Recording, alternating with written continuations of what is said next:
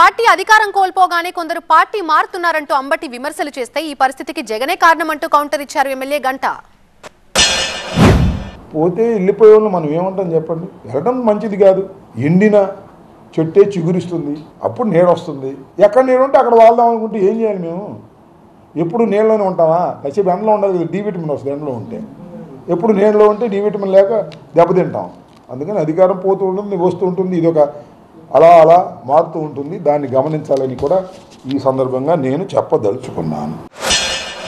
చివరికి జగన్మోహన్ రెడ్డి ఒక్కరే ఏకాగ్గా మిగిలిపోయి ఆయన కూడా నేనేం చేస్తే బాగుంటుందో ఒక నిర్ణయం తీసుకోవాల్సిన పరిస్థితి వస్తుంది. దీనికి ప్రధాన కారణం కర్త కర్మ క్రియ అన్నీ కూడా జగన్మోహన్ రెడ్డి. ఎందుకంటే 2019లో ఆయనకు ఒక ల్యాండ్ స్లైడ్ విక్టరీ ఇచ్చారు. 151 సీట్లతోటి బ్రహ్మాండమైన మెజార్టీతో ఆయనకు అధికారం ఇస్తే ఆ 5 ఏళ్ళు ఆయన ఎలా పరిపాలన చేశాడో ఎవరు ప్రజలు మర్చిపోలేకపోతున్నారు. అది గుర్తొస్తే ఒక నైట్ మేర్ లాగా అందరూ ప్రజలు భావిస్తూ ఉన్నారు. అందుకే అటువంటి తీర్పు మొన్న 11 సీట్లకు ఇవ్వడం జరిగింది.